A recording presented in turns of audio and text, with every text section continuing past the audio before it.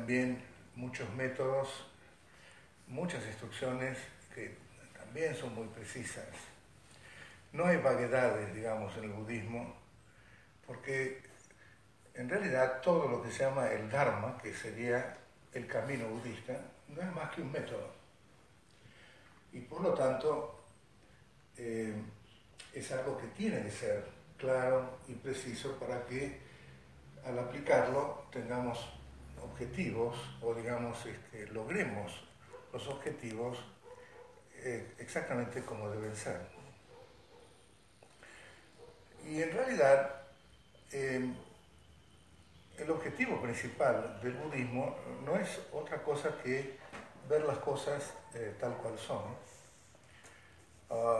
Esto incluye también a la forma en que nosotros nos percibimos a nosotros mismos, es decir, percibirnos a nosotros mismos tal cual somos y percibir el mundo que se nos presenta a partir de los sentidos y también de nuestra percepción y la conciencia que clasifica lo que percibimos y todo lo demás tal cual es, y no quedarse simplemente en ese nivel primario bastante burdo en el cual en general nos quedamos y que hace que sigamos funcionando siempre enclaustrados, digamos, en esa estructura que no estamos muy seguros de si representa las cosas en su verdadera naturaleza, es decir, termina siendo conocerse a sí mismo en sus aspectos psicológicos, con sus factores, digamos, emocionales, y termina siendo una especie de conocimiento de uno mismo en cuanto a que uno es muy agresivo, pero al mismo tiempo es simpático, o qué sé yo, es decir, termina siendo una especie de representación de lo que uno es, pero a un nivel en el cual, bueno, siempre estamos tratando sobre un concepto fundamental que es el yo, que es muy agresivo, que es muy simpático, que es elocuente, que es tímido, que tiene poca autoestima, tantas cosas.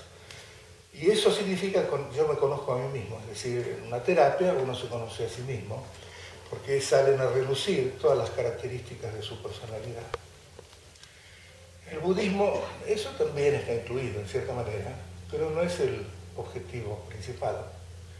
El objetivo principal del conócete a ti mismo es ese sí mismo, es decir, ir mucho más allá de esta estructura basada en el yo, que separa toda nuestra experiencia entre un yo y un otro, que en realidad no tienen mucha conexión, excepto circunstancialmente,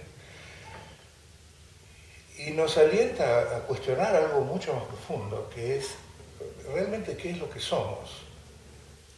Y el conócete a ti mismo no se restringe a conocerte a vos mismo, para hacerlo más criollo, a un nivel, digamos, de ser humano, es decir, yo me conozco, yo parto de la base que soy solamente un ser humano y me conozco con todas las características que tiene un ser humano, por eso ahí es que tengo estas emociones y estas trabas y estos traumas y este tipo de cosas, y ahí me estoy conociendo a mí mismo, eso puede ayudar. Y desde ya que seguramente ayuda, con buenas terapias, hace que la gente se sienta mucho más relajada, mucho más contenta y mejore la calidad de vida. En el budismo se dice que si bien no se niega que en este momento somos un ser humano, al mismo tiempo en que somos un ser humano también somos algo que trasciende esta existencia y esta experiencia humana. Y eso es algo nuevo para nosotros en nuestra cultura, porque nuestra cultura está muy influenciada en cuanto a lo espiritual por las religiones teístas. Creo que tuvo un percance para acá.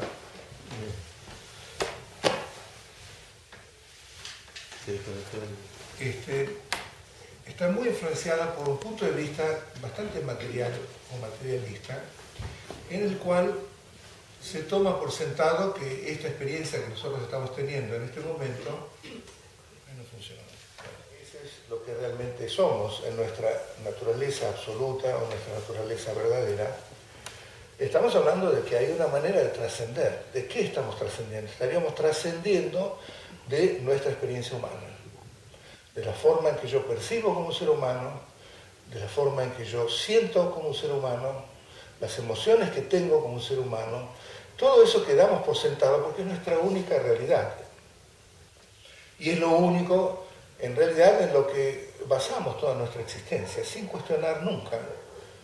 Si bien cuestionamos el conócete a ti mismo a un nivel emocional, nunca cuestionamos si ese ti mismo, ese yo, que estamos conociendo a nosotros mismos, ¿qué es ese yo?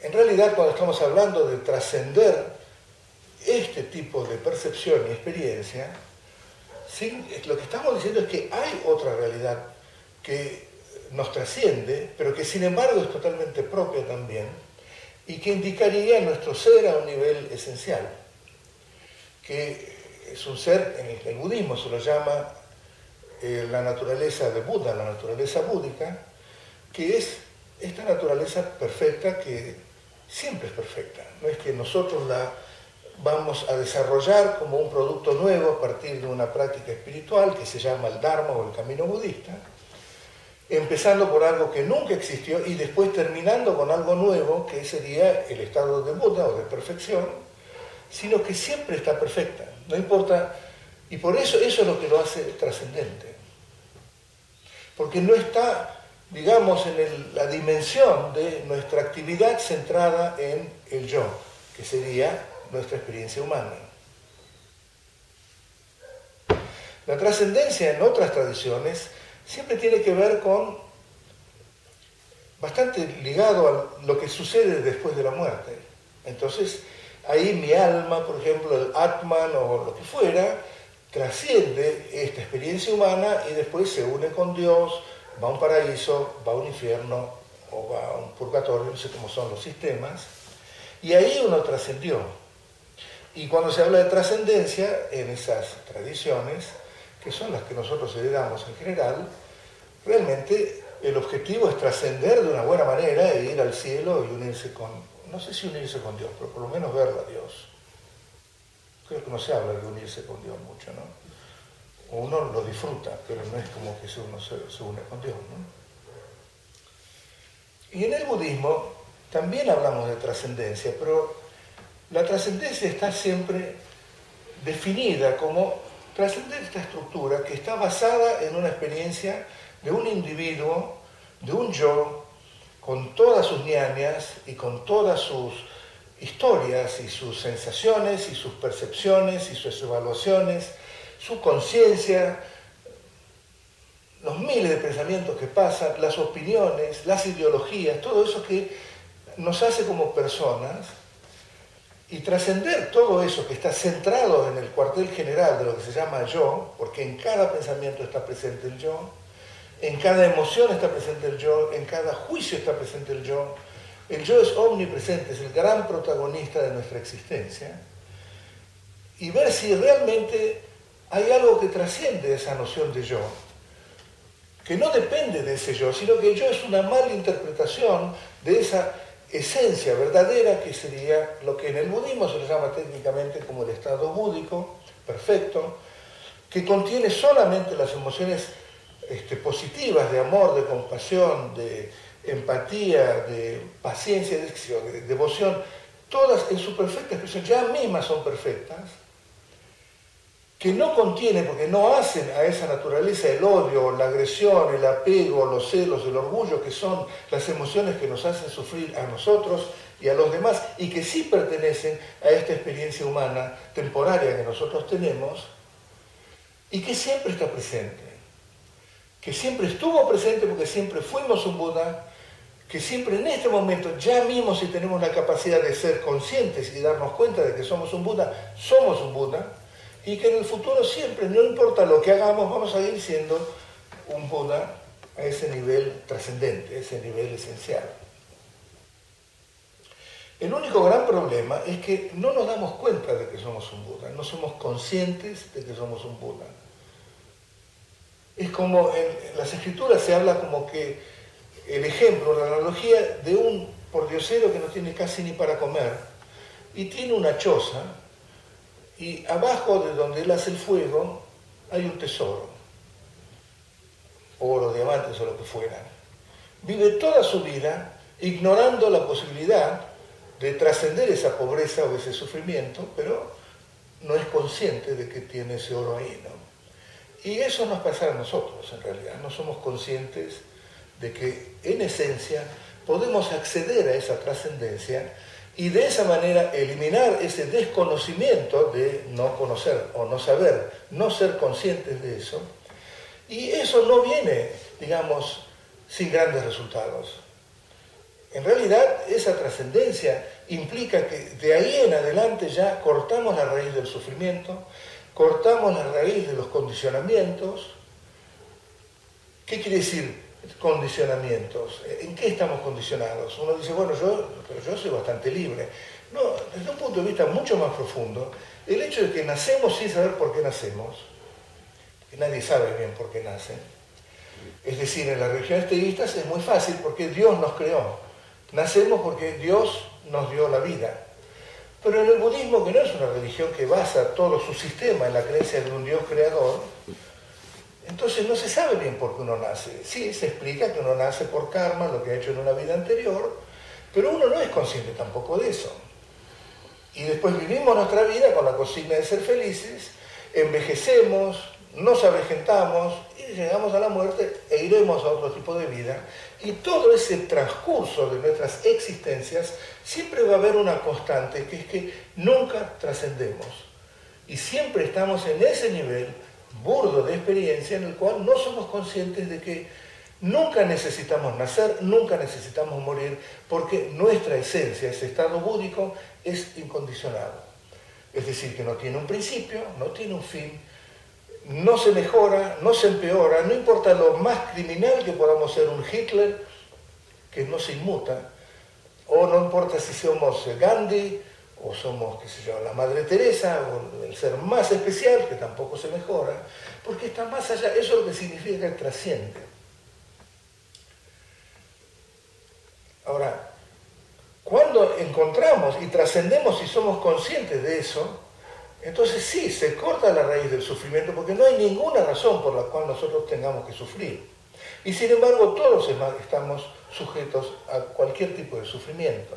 Nuestras vidas son vulnerables, hay insatisfacción, que es una forma de sufrimiento la más elemental, pero también hay tragedias, hay muerte, hay envejecimiento, hay separación de seres queridos, hay tantas cosas que nos afectan que las tomamos porque son parte de nuestra vida. Vamos al cementerio y si se murió, es parte de nuestra vida. Hasta que nos morimos nosotros nos llevan al cementerio y sigue siendo parte de lo que fue nuestra vida, digamos, pero es parte del paquete humano. Y no podemos trascender así nomás, no es tan fácil trascender. Lo interesante es que esta naturaleza búdica no les pertenece al budismo. No es una naturaleza privativa, digamos, con el cual el budismo tiene copyright. Solamente los budistas tienen esa naturaleza búdica. Es tremendamente ecuánime y está difundida en todos los seres. Ni siquiera está circunscrita a los seres humanos. Porque también los animales tienen conciencia, tienen sentimientos. Ese tipo de conciencia que tiene cualquier tipo de animal, en esencia también son budas. O sea que desde ese punto de vista, eso es lo que lo hace trascendente, eso es lo que lo hace absoluto, eso es lo que lo hace que no le pertenezca a nadie y que no sea un producto de nadie. Buda no inventó la budidad. Los budas, porque hay muchos, no inventaron el estado búdico, simplemente lo descubrieron. Partiendo de su existencia humana, utilizaron la inteligencia humana para poder trascender, percibirlo y empezar a funcionar desde ese nivel, de esa dimensión trascendente, habiendo saltado ya esa barrera de la ignorancia que no les permitía ser conscientes de lo que siempre fuimos, seremos y que somos en este momento, que es ese estado búdico. Entonces realmente todo el camino budista es un método, es un sistema, no es más que eso. El Dharma, por supuesto, cuando se habla de que hay lo que se llama en el budismo, se llama las tres joyas, ¿no? En las cuales uno se convierte hacia el budismo cuando da un paso y confirma, digamos, su confianza en Buda, en Dharma y en Sangha. Buda porque tenemos el Buda histórico, que es el que enseñó este camino. Y tenemos el Dharma, que están todas las enseñanzas, y en eso consiste parte del Dharma, del camino, pero también está el otro Dharma, que es el Dharma de la vivencia, de la experiencia directa. Y cuando uno llega a la experiencia directa, no necesita respaldarse o confiar más en el camino de las enseñanzas, porque ya uno ha descubierto su propia budidad, idéntica a la de Buda Shakyamuni, que es el que mostró el camino. Entonces el Dharma tiene dos aspectos. Uno es el de las enseñanzas y el otro es el de la propia vivencia. Y todo el sistema está dirigido a que uno tenga la propia experiencia, porque si no siempre va a ser un relato prestado. Como nos lo prestaron siempre todos los sistemas. Los filósofos nos explican qué es lo que somos, la ciencia trata de explicarnos qué es lo que somos, en el cristianismo nos dan una descripción de lo que somos el Hijo de Dios, que a través de Jesús vamos a ver el cielo o el infierno, lo que fuera. En el judaísmo también deberán tener su propio sistema, el Islam también nos presenta que si uno no es islámico no verá el reino de los cielos, y el budismo también dice uno es un Buda, pero no deja de ser una información que se nos presta. El Dharma es algo que se nos presta, es decir, este es un sistema, pero no cuenta, a menos que lo pongamos en práctica y que el mismo Dharma nos lleve a la vivencia misma que tuvo Buda Shakyamuni al trascender y nos haga trascender a nosotros mismos, no nos sirve de mucho. Nos sirve, encauzamos la vida, tenemos una vida más ética, mucho más, digamos, menos violencia, trabajamos con nuestras emociones, hay muchas cosas positivas, pero no nos hace libres del condicionamiento. Estamos condicionados, no somos libres, y eso es importante de verlo. Somos mucho más libres que hace 100 años, cuando uno lee la época de la Edad Media y otras épocas, uno estaba sujeto a todo tipo de falta de libertades. El rey le gustaba mi esposa y se la llevaba, qué sé yo. No, por ahí eso era bueno para algunos, pero en general no era considerado como un signo de libertad, ¿no? Si vemos la historia, realmente en este momento tenemos un montón de libertad. Y la gente dice, sí, no, soy libre, el año que viene voy a poder votar, soy libre. No se habla de esas libertades. Cuando el budismo se habla de libertad, se habla de que ya no estamos sujetos, tenemos una decisión, un poder volitivo, digamos, de dirigir nuestra próxima renacimiento, de no dejarnos llevar por nuestros propios fenómenos, muchos de ellos negativos que nos hacen sufrir. Que si surgen pensamientos de odio, de celos, de orgullo, pensamientos destructivos, de rencor y demás, así como surgen, los dejo pasar y tengo esa capacidad de ver que no son parte de mi ser, que yo no soy el odio, que yo no soy el orgullo.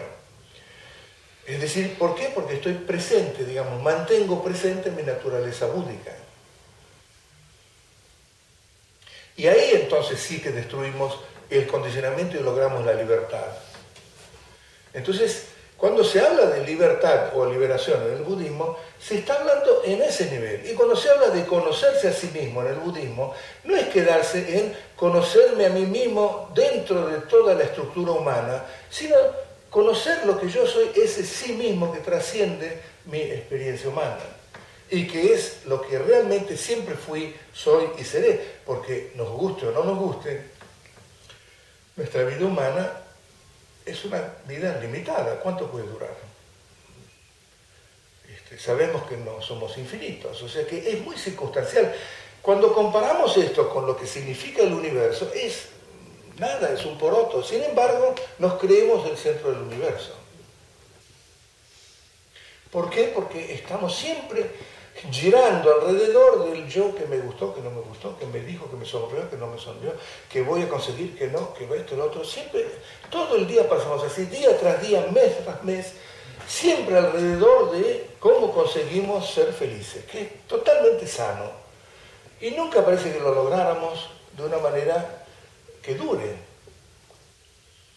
Y eso es parte del condicionamiento también.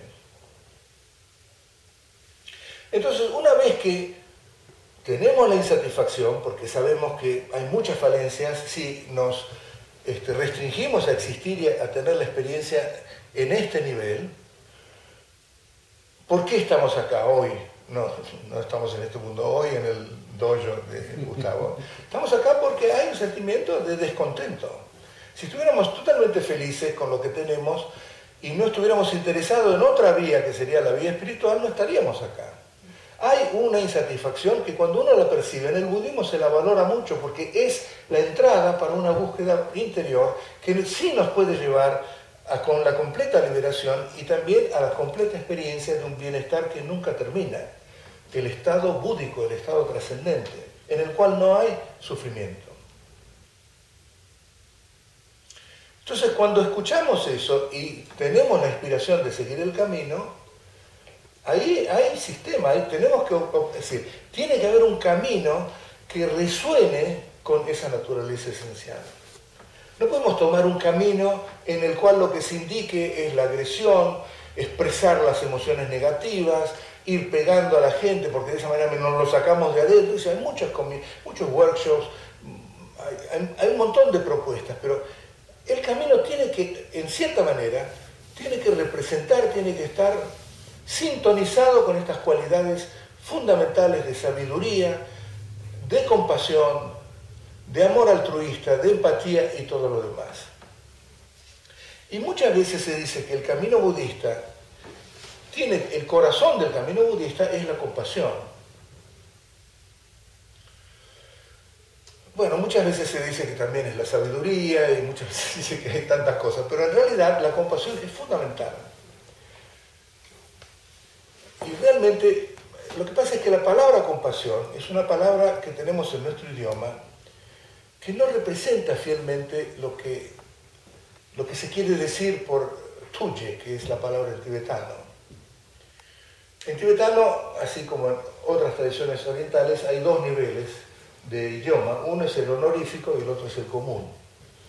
Entonces, compasión en el común es ninje. Je quiere decir como una joya y nin quiere decir corazón, ¿no? Como compasión es como la joya del corazón. Una realmente tiene compasión, es una emoción que está relacionada o que tiene una imagen relacionada con el corazón, tiene un buen corazón, por ejemplo. Se dice así de la gente, ¿no? Ahora, en el honorífico se dice tuye, ye también se permanece, que significa noble, precioso, lo que fuera, pero se habla de tuk. Tuk es una palabra que ya le da un carácter a tuye que no tiene la palabra compasión, porque tu quiere decir también mente. No es solamente corazón, sino cuando uno se refiere a la mente de un lama, de un maestro, de un ser iluminado, y bueno, también en una estructura aristocrática del rey o de Macri, qué sé yo, hay que decir tú, ¿viste? Porque si no, en esa estructura, digamos, estás haciendo algo mal, hay una especie de respeto que se tiene que respetar. Pero vayamos directamente, exclusivamente, ¿por qué se utiliza en el contexto del Dharma la palabra tú? Quiere decir mente. Y la mente iluminada no es solamente compasión, implica también un nivel de cognición trascendente, es decir, que es sabiduría al mismo tiempo que compasión. Quiere decir que la palabra compasión le queda corta, porque la palabra compasión en nuestro idioma no tiene ese elemento de trascendencia, de inteligencia trascendente, por así decirlo, ¿no es cierto? Es decir, compasión es pura emoción para nosotros, ¿no? Y sin embargo, tuye no es pura emoción, es emoción y sabiduría al mismo tiempo. Y en realidad se dice que la naturaleza de nuestro ser es compasión y sabiduría totalmente indivisible. Entonces se entiende que la palabra tuye lo comprende, en cambio la palabra compasión no. De ahí que entonces cuando se habla de qué tipos de compasión tenemos que desarrollar, ahí vamos a ver cómo en realidad no es solamente la cuestión emocional de ser compasivo, porque hay varios niveles de compasión. Cuando hablamos de nuestra compasión, la compasión que nosotros experimentamos, que desde ya que experimentamos compasión todos, en algún momento, no constantemente, no creo, ¿no? De vez en cuando tenemos compasión con alguien, ¿no? Entonces, es muy válida, ¿eh? No la estoy tirando abajo, es lo que tenemos, es lo que hay, ¿no? Es el punto de partida. ¿Y por qué la tenemos? Porque naturalmente, en nuestra naturaleza esencial, somos compasivos. Lo que pasa es que esa compasión perfecta, irrestricta, totalmente ecuánime, y que no hace diferencia entre enemigo, amigo, hijo, hija, o peor enemigo, o lo que fuera, o mercenario, esa ecuanimidad no la tenemos. Pero la podemos cultivar porque nuestra inteligencia humana tiene esa capacidad. Sin embargo, tenemos compasión. ¿Cómo no vamos a tener compasión? Y eso es de esa naturaleza búdica, el aspecto compasivo, nace esa energía compasiva, pero tiene que atravesar todo este nivel del yo, del otro, y de esta estructura que falaz, pero que para nosotros es la realidad, y termina siendo la compasioncita que tenemos nosotros. Podemos decir, nos conmovemos principalmente con nuestra familia, los amigos, alguna mascota. Nadie tiene mucha compasión por el que lo estafó. Y si alguien se llevó a mi mujer o a mi marido, venga de compasión. Es decir, nos limitamos así porque somos así. Te comprendo. Se enamoraron ustedes, sí, te quiero igual, ¿viste? No surge mucho de eso, pero porque es así, estamos en nuestra estructura egoica, funciona de esa manera. Hay mucha noción de que nuestro territorio tiene que ser protegido, y eso es una amenaza. Un enemigo es una amenaza para el territorio. Es muy difícil reaccionar con calidez, empatía y compasión con un enemigo. No, al contrario, flit. Al enemigo, hoy en día ya no existe el flit, ¿no? Se denota otras edades. Flit. Ride. Hoy sería ride, ¿no? Entonces, nuestra compasión, hay otra característica de nuestra compasión. Nuestra compasión está enfocada a los seres. Solamente se activa cuando vemos un ser que sufre. Por ahí no lo conocemos al ser, pero tenemos compasión. Si vemos una foto, por ejemplo, de un chiquito de Biafra con la panza así, totalmente los huesos que salen, uno se conmueve. Ni lo conocemos al chico, está ahí en Nigeria, que sé yo en dónde. Y sin embargo, bueno, tenemos compasión porque se activa también porque hay memoria y experiencias que nosotros hemos tenido y que podemos, en cierta manera, sintonizar con ese tipo de sufrimiento. Entonces, vemos a alguien que tiene hambre y nosotros tuvimos hambre, pero enseguida nos hacemos un sándwich. El chico no, pero sabemos lo que significa tener hambre. Y eso es llevado al extremo, hay empatía porque podemos reconocer la situación de sufrimiento de otro, porque nosotros la experimentamos y es algo que es compatible con nuestra experiencia. Y hay una compasión genuina que surge, es una compasión, pero necesitamos un objeto que esté sufriendo, ¿no? Sí, entonces, ¿quién es el objeto? Un ser, puede ser un animal también. Vemos un perro con sarna, un perro que le pegan y tenemos compasión. Pero siempre es un perro, siempre hay alguien que active nuestra compasión. No es que nuestra compasión es perenne, digamos, es continua, sino que si no vemos algo, un objeto que sufre, no se activa. Entonces, nuestra compasión está enfocada en los seres. Es el primer nivel de compasión. Este nivel de compasión, por supuesto, es lo que tenemos, es nuestra base. Pero, digamos, como es parte también de nuestra característica humana, no solamente de nuestra característica humana, la vemos en los animales, hasta en los animales más feroces, vemos que tiene compasión, por lo menos con sus críos. Eso se dice mucho en el budismo. Es decir, uno ve la leona que tiene 3, 4 leoncitos y cómo los cuida, hasta daría su vida para protegerlos. Está siempre consciente. Eso nadie se lo enseñó, no es que fue un curso en Cambridge o vino a la Argentina a tomar un curso de cómo desarrollar la compasión. La tiene natural, no se la enseñó a nadie. ¿Cómo sucede eso?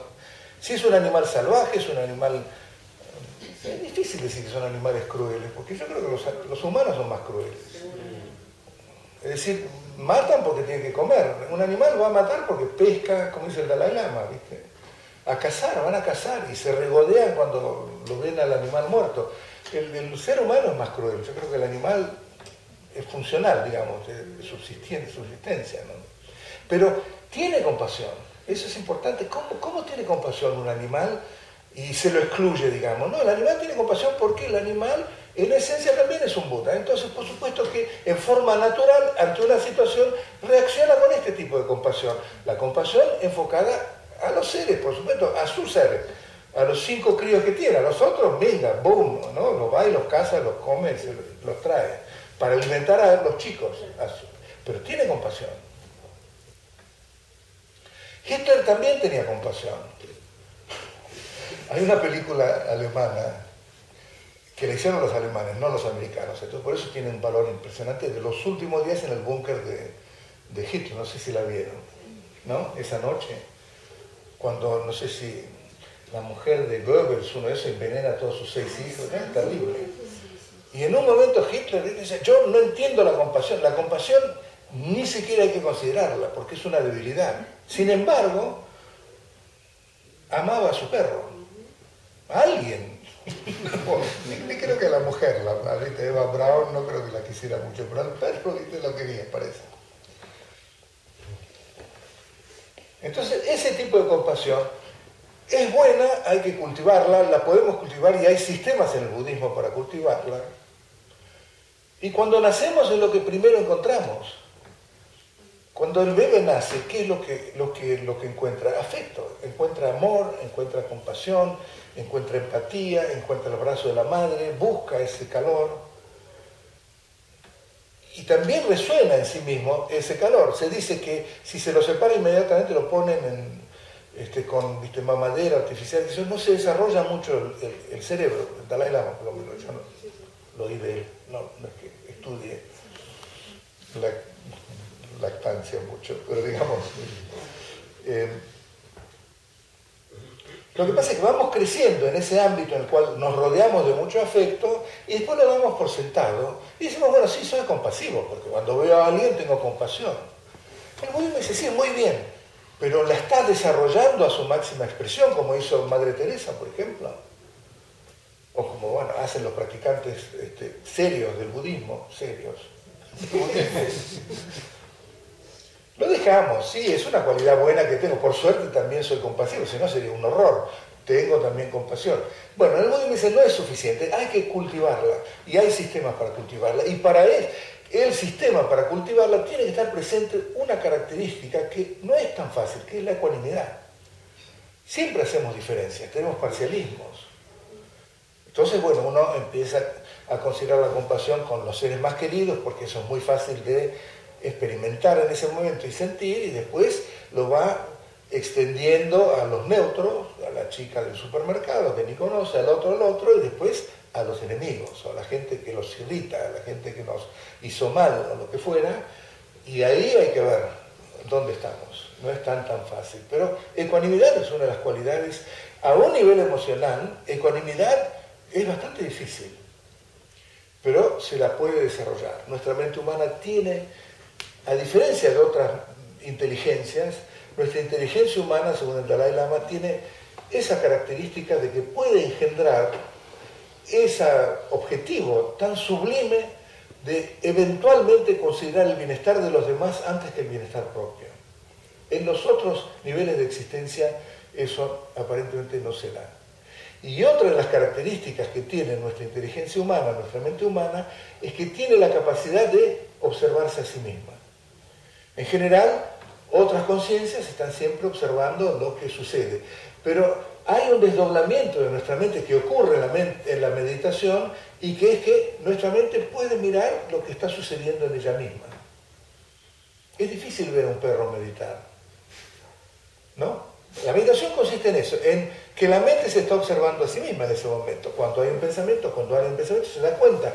Y sí que la mente está viéndose a sí misma. Dejó de ver lo que ven los ojos y lo que se, aunque eso también se percibe, pero no está más así, sino que está mirándose a sí misma. Esa es otra de las cualidades que diferencian a la mente humana del, aparentemente, eso es lo que dicen las enseñanzas, de todas las otras existencias. Los animales hay otros 4 tipos de existencias que no percibimos, pero bueno, eso en el budismo existe. Pero remitámonos a los seres humanos, ¿ok? Entonces se puede cultivar la compasión y se parte de esa. Pero fíjense que esa compasión también, porque está encuadrada dentro de este sistema, en el yo y el otro, y que no hay mucha ecuanimidad y demás, también puede contaminarse. Puede contaminarse con orgullo, por ejemplo. ¿No?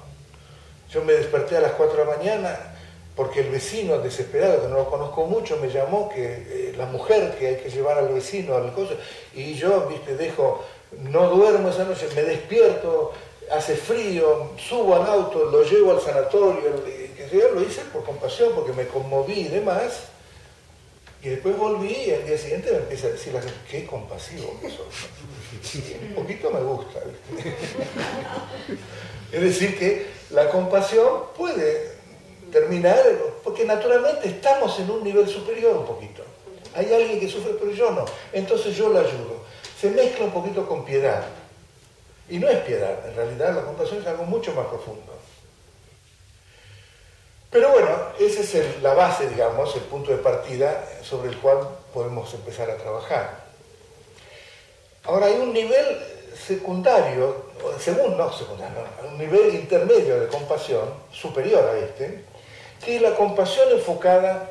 Ahí hay 2 explicaciones, pero que se juntan. Una es enfocada, porque se usa la misma palabra dharma, enfocada al dharma. Ahora, dharma tiene 10 significados en sánscrito. Uno de ellos es la enseñanza, el camino, etc. Y otro es fenómenos, ¿no? Ustedes son todos dharmas. Yo también. Y este es el dojo, es un dharma, el piso es un dharma, esto es un dharma, todo lo que se puede conocer es un dharma. ¿Ok? Entonces, es enfocada a los fenómenos o enfocada también a la enseñanza. Porque los fenómenos, en realidad, a partir de la enseñanza, nos empezamos a dar cuenta de que los fenómenos tienen muchas falencias. Y entonces volcamos todas nuestras expectativas de felicidad en los fenómenos, que es lo que hacemos siempre porque somos materialistas, y creemos que tienen la capacidad de proveernos de esa felicidad que estamos buscando y hacernos evitar el sufrimiento. Pero con una observación más profunda que proviene de lo que Buda se dio cuenta y que lo que Buda también enseña, entonces cuando empezamos a ver a los fenómenos a la lupa, digamos, de la enseñanza budista, nos damos cuenta de que todo cambia, porque todo es impermanente, que cambia instante a instante, porque si cambian en un año, tiene que cambiar también en un mes, en un día, en una hora, en un segundo, en un instante, porque es continuo el cambio.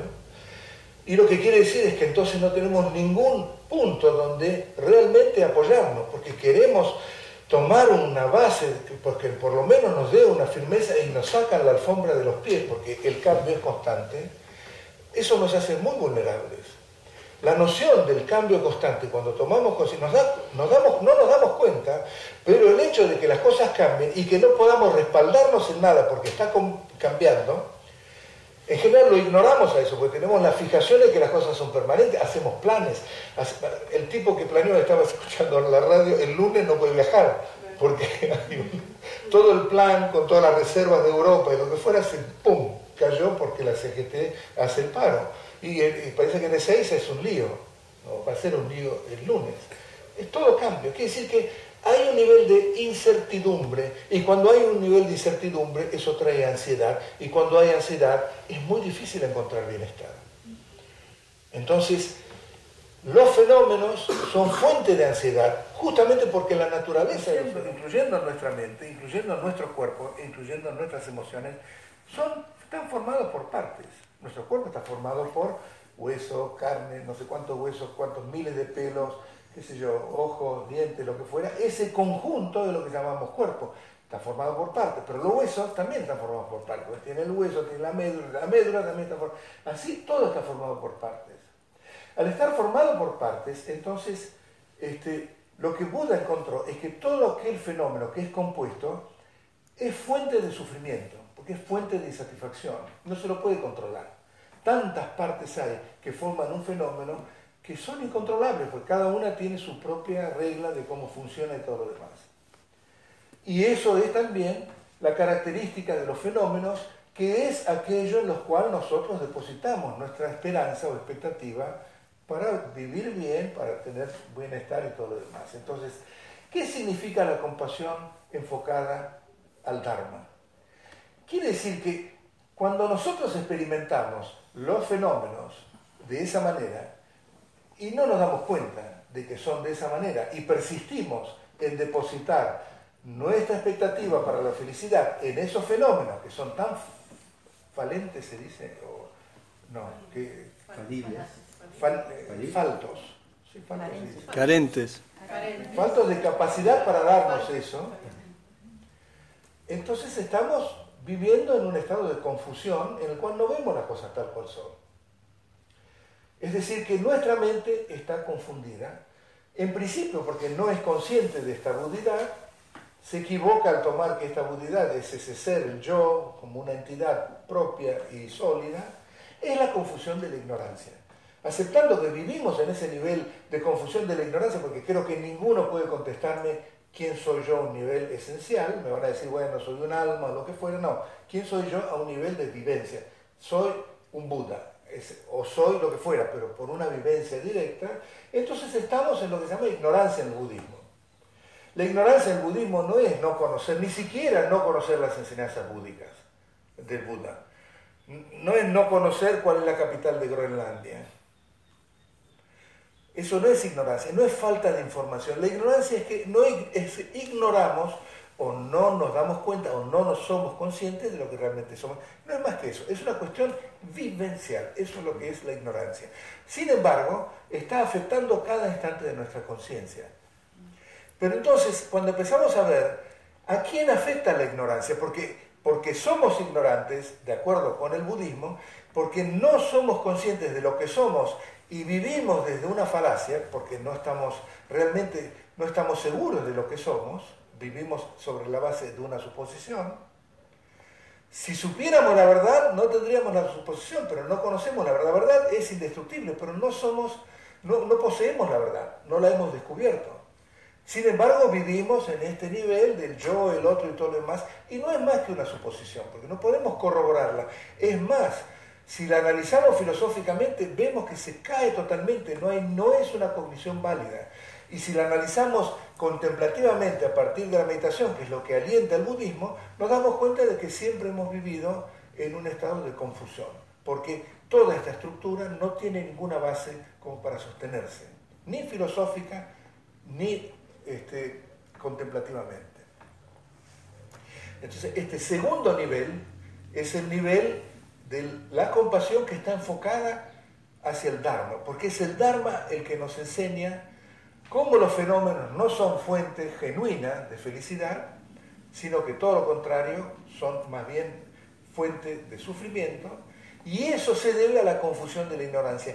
¿Y quién es el que tiene o es que está confundido? No solamente el que sufre, como en el caso anterior, sino que todos estamos confundidos. El millonario está confundido, Bill Gates está confundido, está sujeto a los condicionales, está sujeto a la ignorancia, está sujeto al sufrimiento. Los actores, las actrices, los famosos, el elocuente, las modelos, los lindos, los feos, no hay nadie que zafe. Quiere decir que la vara se elevó. Ya a la luz de este segundo nivel de compasión, todos estamos confundidos, uno mismo también está confundido. Entonces también uno tiene compasión por uno mismo. Y a diferencia de la primera compasión, uno no puede estar orgulloso. A diferencia de la primera compasión, uno no puede tener tampoco culpa. En la primera compasión uno puede tener culpa, porque sí, sentí compasión, pero bueno, no lo asistí, entonces empezamos en todo ese rollo, viste, de que tendría que ser, pero no soy, viste, no, cosas de recriminaciones o lo que fuera. En este nivel uno también tiene compasión por uno mismo, porque sabe que está igualmente confundido que cualquier otro. Entonces el foco no está en la situación precisa de sufrimiento, sino que el foco está en la causa del sufrimiento. Y la causa del sufrimiento es la confusión. Es decir, esa ignorancia. Y eso afecta a todos los seres, excepto a los que han trascendido. Entonces ven cómo la vara de la compasión se ha vuelto muchísimo más panorámica. Es decir, muchos lamas, si bien el ser más importante, si están con un rey o si están con un... A veces se les escapa ninja quiere decir pobre también, pobre. ¿No? Se están viendo con el tipo más poderoso del mundo y dicen pobre, ¿viste? Es decir, porque lo ve no desde el nivel circunstancial en el cual está disfrutando algunas... Es una cosa rara, es decir, como que alguien se casa, está en el momento más feliz de la vida, y un budista que está a este nivel de compasión le manda un mensaje de condolencia, ¿viste? No va mucho, ¿no? Pero eso uno lo mantiene secreto. Entonces, ¿viste? Lo felicita y hace un discursito y que sea muy feliz y qué sé yo, y constantemente está percibiendo que nadie ha trascendido y por lo tanto, por más que tenga una experiencia de felicidad, nunca se sabe. Son ¿cómo se llama? Vos estuviste en la peregrinación, ¿no? Y fuimos a verlo a Son Sarkiense. Sí. A las preguntas. Entonces contaba que él estaba preocupado porque en Japón muchos jóvenes se volvían cristianos o católicos por el casamiento. Porque entonces la novia puede usar el vestido de blanco y la torta y la fiesta y la música y el baile y todo lo demás, ¿no? Y dice, y en el budismo, imaginemos una pareja que se acerca a un lama y le dice, nos queremos casar. Entonces, ¿qué le dice el lama? Muy bien, pero todo es impermanente.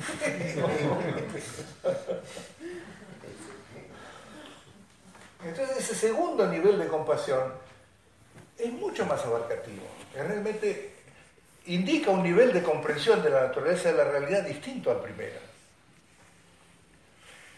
Y después está el tercer tipo de compasión, que es la compasión de un ser iluminado, de alguien que ya está en esa dimensión que trascendió la mera existencia humana, digamos, y está funcionando con las cualidades del estado iluminado.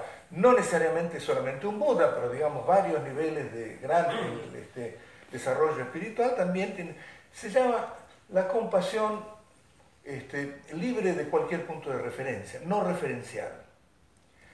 ¿Y qué significa eso? Porque hasta ese momento había una noción de un yo, en el primer caso, que percibe a otro.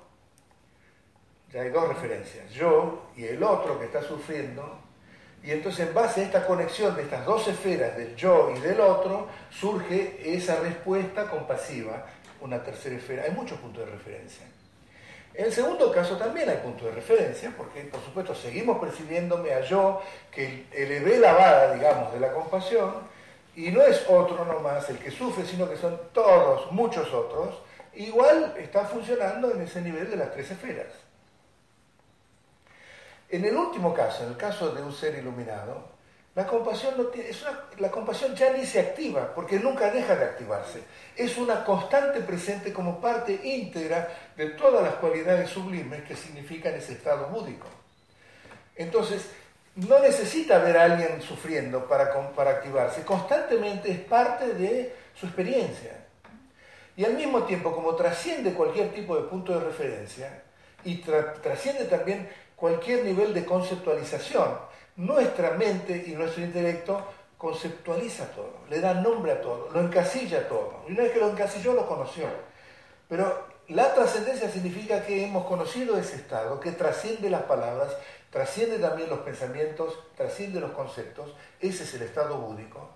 Y entonces, si bien no lo podemos entender, ese estado de compasión no referencial también puede convivir con el gran gozo del estado búdico, que para nuestra mente conceptual serían mutuamente excluyentes, ¿no? ¿Cómo podés gozar y al mismo tiempo ser compasivo? ¿No? Medio raro. Sin embargo, no hay ningún conflicto en ese momento, porque ahí vemos la limitación nuestra, porque estamos tratando de, con una mente que se rige encasillando todo, tratar de representar ese estado búdico que no lo conocemos todavía. Ahí empiezan las preguntas y decir, bueno, cuando lo conozcas será así. Pero al mismo tiempo tiene, ¿qué es lo que lleva a esa compasión a liberarse completamente de los puntos de referencia? El estudio, porque leyó todos los libros del Buda que dice que no hay sujeto y no hay objeto, que el dualismo de sujeto y objeto hay que trascenderlo porque no hay tal dualismo. No, esa es la sabiduría de la naturaleza verdadera de la realidad, en la cual no hay ningún tipo de identidad intrínseca que separe a una cosa de la otra. Y por lo tanto entonces funciona todo sin puntos de referencia. Porque los puntos de referencia implican separación, implican distintos puntos de referencia. Entonces esa última compasión es íntegramente, indivisiblemente unida a la sabiduría de la naturaleza absoluta, de la realidad, el conocimiento y la presencia de constantemente ser consciente de que nada tiene identidad y por lo tanto no hay referencias y por lo tanto la compasión es una constante en el cual no hay altos, no hay bajos, no hay esto, es una constante y no se activa a veces y se deja de activar, sino que está constantemente presente. Y ese es el nivel de compasión que implica el nivel búdico, es decir, eso sí que representa nuestra compasión perfecta, innata, tal cual es ya mismo en esa naturaleza búdica. El camino budista, el objetivo que tiene es descubrir esas cualidades innatas de compasión perfecta como esta, de sabiduría perfecta, que sería omnisciencia, en la cual trasciende cualquier tipo de identificación o de reificación, de darle realidad concreta a las cosas, y lo mismo con el amor altruista, la devoción y todas las demás cualidades, porque es ahí cuando realmente trascendemos. O sea que la trascendencia en el budismo, de vuelta yo había dicho que el camino budista es un camino de métodos, y los métodos son muy específicos. No hay vaguedad en los métodos. Y cuando se habla de trascendencia, no hay vaguedad. ¿Se dice vaguedad? Sí. Ok. No es algo que va a pasar, digamos. Es tu conciencia en este momento, nuestra mente en este momento, ¿qué es lo que percibe como base de su funcionamiento? La noción de un yo real, y entonces percibe al otro como algo totalmente separado. Bueno, ahí no trascendiste. Cuando esa estructura se rompe y vos podés seguir funcionando con un mundo, pero no desde la base de esa estructura, sino desde algo que trascendió sujeto y objeto, trascendió la ignorancia, ahí trascendiste. Es simplemente el switch, digamos, cómo nuestra conciencia funciona de esta manera y sos samsara. Samsara, no sé si conocen la palabra samsara, además del perfume, es, digamos, este sistema de existencia basado en la ignorancia, el sufrimiento y todo lo demás. Entonces, si se conoce y somos conscientes de nuestra naturaleza, somos nirvana o la iluminación. Y si no somos conscientes, no somos samsara. Es una misma base, dos caminos. Hay que reconocer esa base, porque es la base fundamental de nuestro ser. Eso es lo que propone el budismo. Y para eso se utiliza la meditación, que es lo que vamos a practicar ahora.